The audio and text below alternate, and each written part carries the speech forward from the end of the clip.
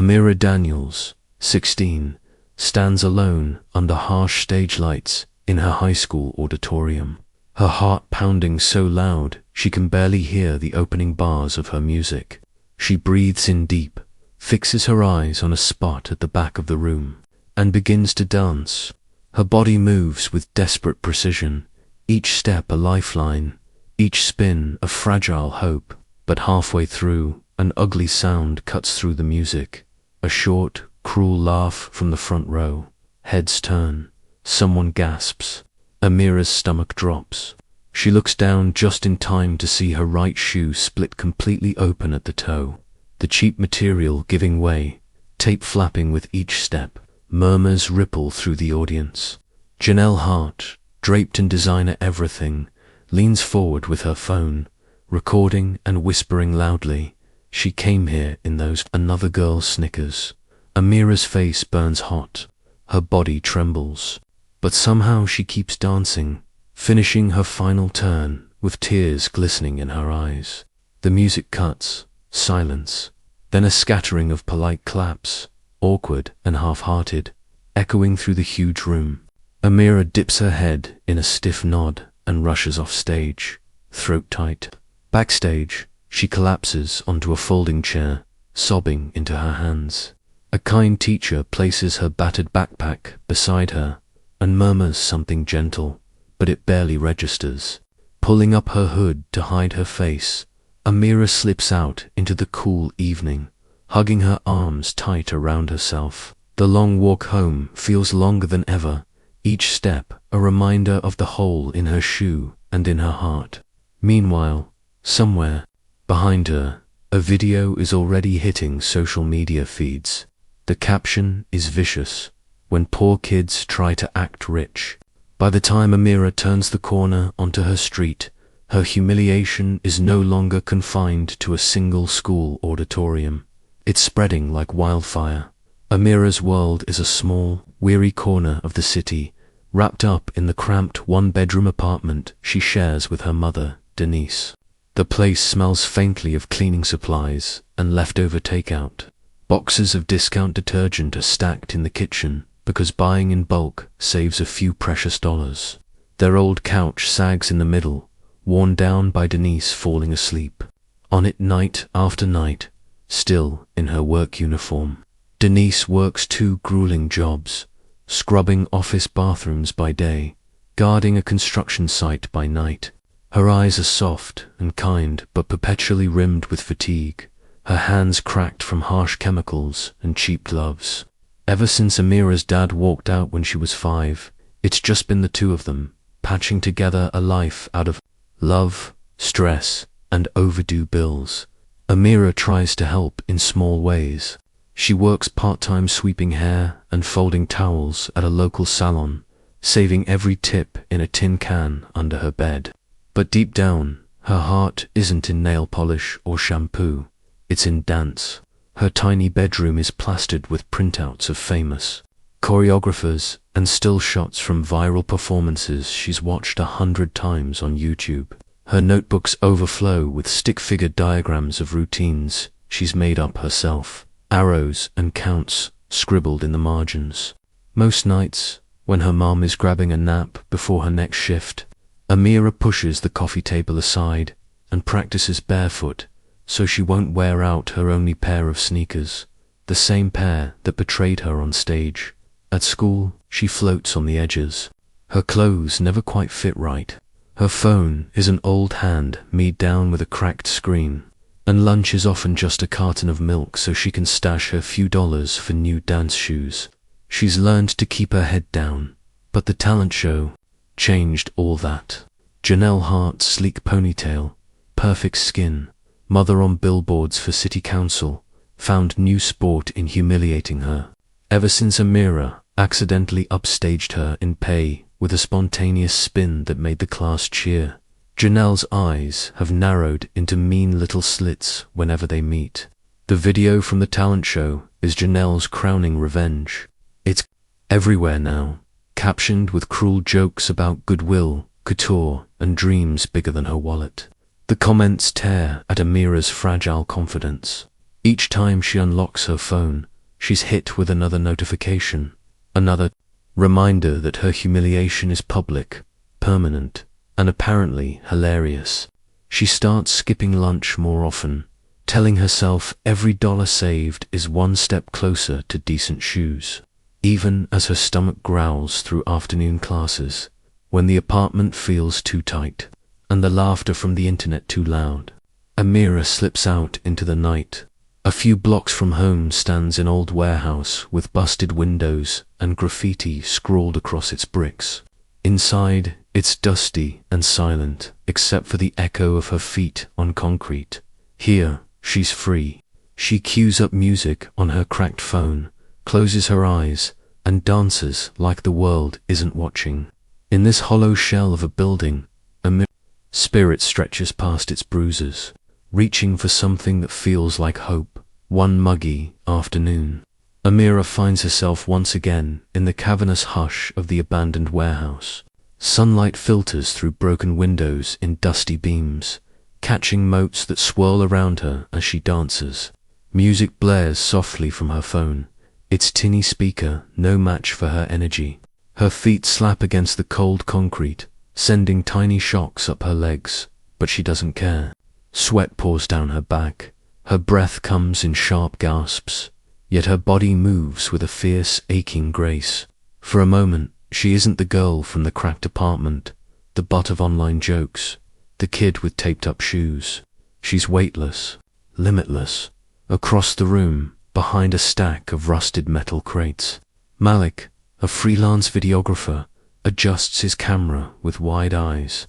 He'd been scouting the area for raw shots of urban youth culture, hoping to capture something authentic, and stumbled on Amira instead. He doesn't know her name, doesn't know her story, but in that moment, watching her spin and leap, he knows he's found something electric. He keeps the camera trained on her, careful to shoot from the waist down, focusing on her blistered feet and the desperate, beautiful intensity of her movements. Later that night, Malik posts a 30-second clip to his social media. The caption is simple, almost reverent. No gear, no studio, just fire. Who is she? He thinks it'll get a few supportive comments, maybe a couple hundred shares. By morning, it's cracked 1 million views. The comments pour in like a flood. This is art. Find her now. She dances like her life depends on it. Somebody give this girl a scholarship. She's a prodigy. The fact that her face never appears only adds to the mystique. People are captivated by the purity of it, by how unpolished and hungry it all looks. Amira has no idea any of this is happening until the next day at school. She's slumped at her locker, trying to avoid the usual whispers and snickers when she catches bits of conversation that make her stiffen. Did you see that video of the mystery dancer? It's all over TikTok, someone says. Another kid adds, yeah, she's insane, like actual goosebumps. Curiosity gnaws at her. During lunch, which she's skipping again, clutching her saved dollars, she finally pulls out her phone and searches for it. The moment she sees the cracked warehouse walls and her own unmistakable movements, her heart nearly stops. It's her. It's unmistakably her, even without her face shown. Her body, her sweat, her pain and triumph blasted out for the entire world to judge. She nearly drops the phone when she notices a blue checkmark in the comments. A rep from a huge national dance competition has posted, "Does anyone know who this incredible dancer is? We want her on our stage." Amira's mind reels.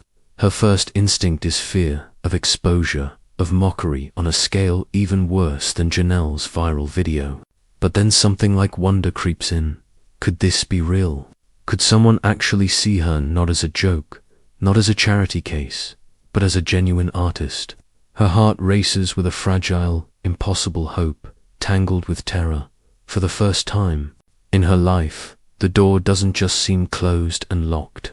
It's cracked open, and light is spilling through.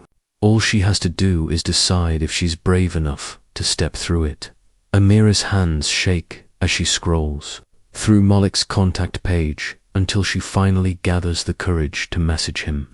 To her surprise, he replies within minutes, excited and warm. They meet up at a small coffee shop near the warehouse, where Malik eagerly tells her how the dance world is blowing up over her clip. Producers from that big national competition, they're desperate to find you, he says, sliding his phone across the table to show her a string of emails. Amira stares, her mind spinning. It all feels unreal, like it's happening to someone else. Malik promises to introduce her, to make sure she doesn't get swallowed up or scammed. But reality crashes down quick. The competition is in Atlanta, with mandatory in-person auditions, travel costs, hotel rooms, audition fees, things that kids like Janelle shrugged off because their parents handle it all. Then there's the permission form. Since she's underage, her mother has to sign that night. In their cramped apartment, Amira sits across from Denise at their scarred kitchen table, letter of intent trembling in her hands. Mum, they want me to come to Atlanta. This is huge. They said if I do well, I could get sponsorships, training, even a future job offer. Denise frowns, her eyes weary with more than just exhaustion. Baby, we don't know these people. What if they're taking advantage? What if something happens to you out there all alone? Her voice cracks on the last word, raw fear bleeding through. Amira grabs her mother's hand. Mum, please. This is everything I've worked for. All those nights you found me dancing in the living room. I wasn't just playing around. This is the one thing I'm good at. The only thing that makes me feel like I matter.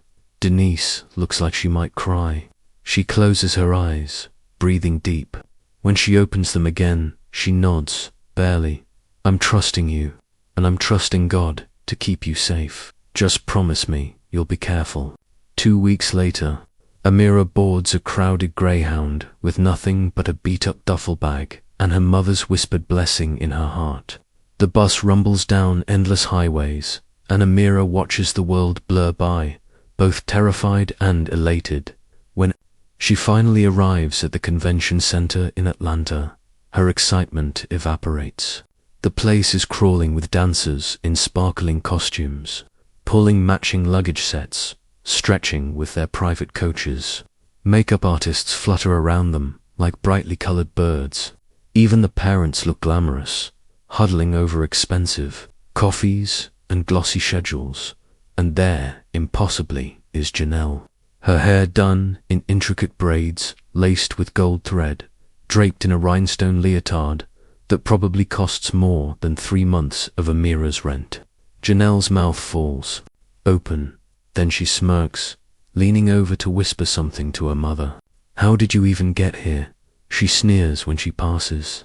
Try not to embarrass yourself again. Amira's stomach knots.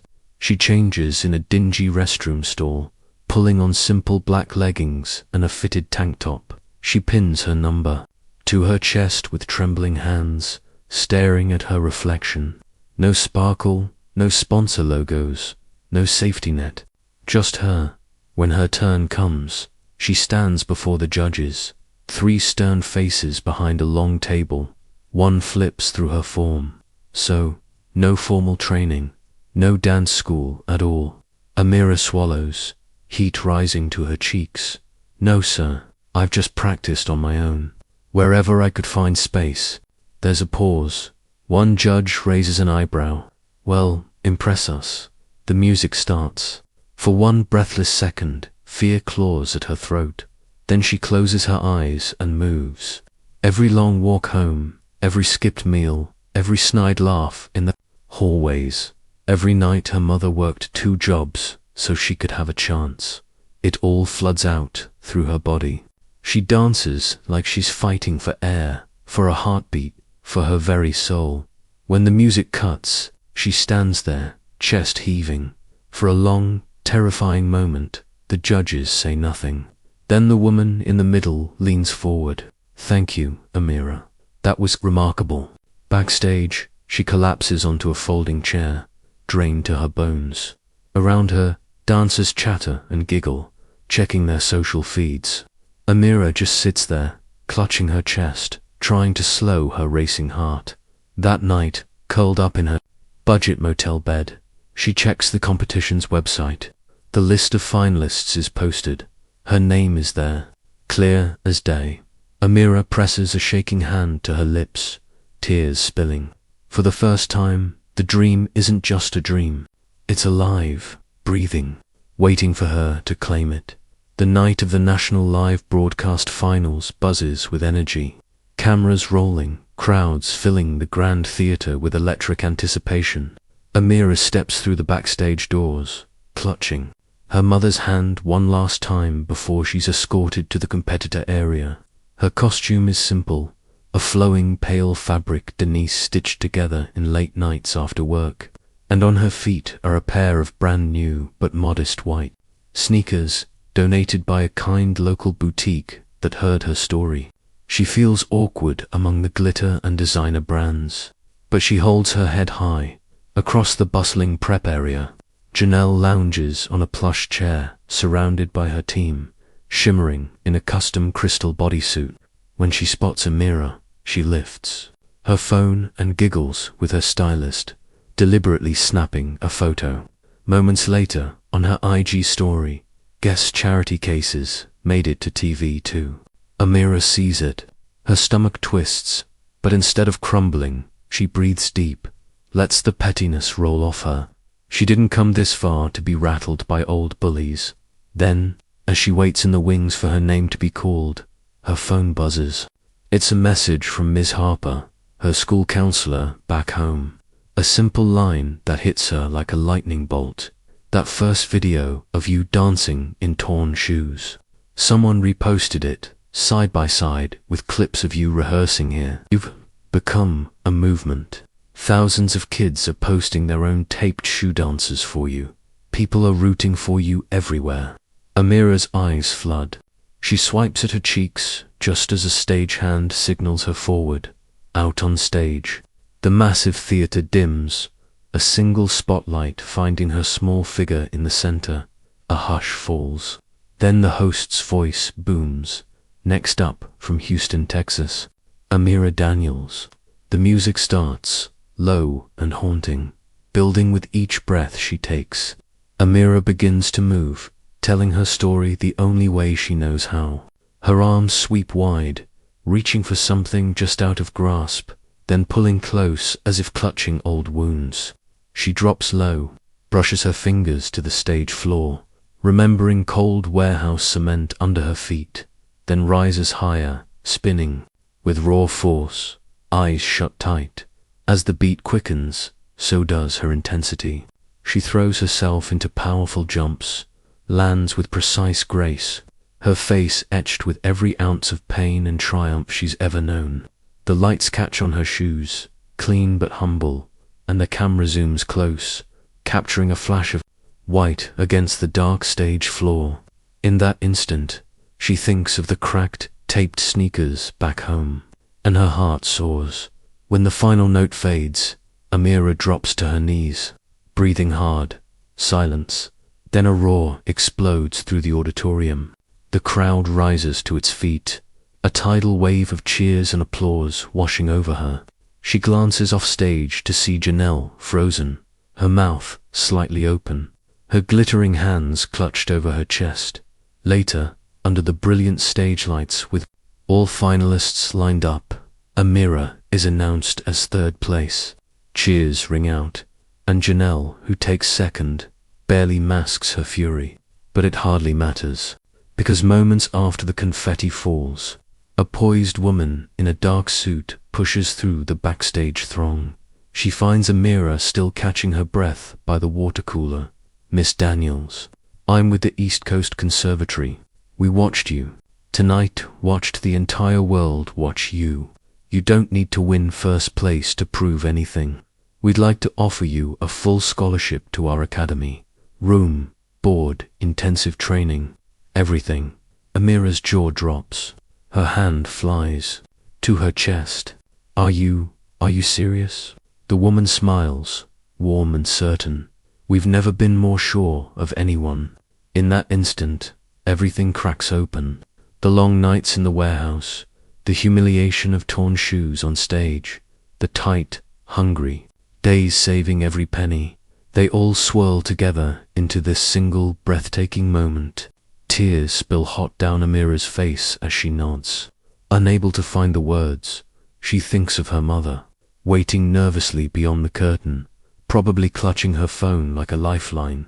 Amira's chest fills with a joy so huge it nearly hurts. She didn't just dance for herself tonight, she danced for every kid back home with taped-up shoes and dreams bigger than their block. And now, finally, impossibly, the world has opened its arms. Weeks later, Amira finds herself living in a small dorm room in New York City, her days consumed by rehearsals, conditioning classes, and long hours in sunlit studios surrounded by mirrors and fellow dancers who push her to new limits. Her muscles ache in ways she's never felt before, but it's a pain that thrills her, reminds her how far she's come. At night, she collapses into bed with a grin on her face, exhausted and content. Denise visits once a month, traveling up from Houston on a budget airline with snacks packed in her purse. She watches Amira through studio glass, tears shining in her eyes as she sees her daughter glide and leap across polished floors in clean professional shoes under the careful eyes of world-class instructors. Afterward, they go for cheap takeout in a corner of Washington Square Park, laughing like they haven't in years. Denise always insists on paying, no matter how much Amira protests. "I'm still your mama," she says, with a wink that carries the weight of every sacrifice she ever made. Amira's story catches more eyes when she's featured in a popular docuseries on rising dancers from underrepresented communities. The segment shows clips of her warehouse routines, then cuts to her, now stronger, more radiant, spinning beneath spotlights. She talks about her old taped-up shoes, how shame almost crushed her before she found the courage to keep moving. Fans flood her social media, sending messages from around the world, kids practicing barefoot in their living rooms, parents thanking her for inspiring their daughters to believe they belong on any stage. Back in Houston one weekend, Amira visits her old high school. The gym is packed for her talk, students buzzing with excitement. She stands at the mic, her heart racing, but steadies herself the same way she does before every performance. "Don't let people laugh you out of your dreams," she tells them, scanning the rows of young, eager faces. "They only do that when they're scared of your light. Shine anyway." In the back of the gym, Janelle stands stiffly against the bleachers, arms crossed, eyes guarded. She doesn't smirk this time, doesn't roll her eyes. When Amira's gaze meets hers, there's no triumph or gloating, just a soft, knowing nod that surprises them both. Meanwhile, Malik, who first filmed her dancing alone in that broken-down warehouse, has become her media manager. He travels with her to events, sets up interviews, and helps her navigate offers that keep rolling in. They laugh often, a comfortable partnership built on mutual respect. The boy with the camera who believed in her before the world did, and the girl who danced even when no one was watching. Amira finally saves enough to move her mother into a better apartment in Houston. It's still modest, but it's new, bright, with sturdy locks and windows that don't rattle in the wind.